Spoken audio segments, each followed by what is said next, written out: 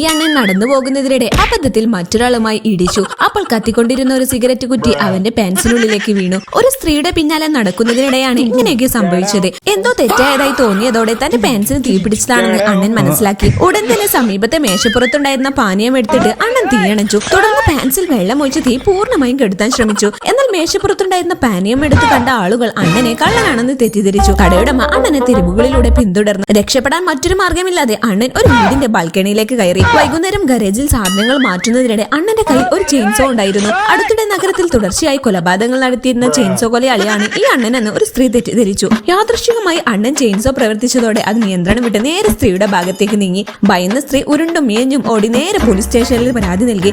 Police മേധാവി ഉടൻ തന്നെ CCTV ദൃശ്യങ്ങൾ പരിശോധിച്ചു.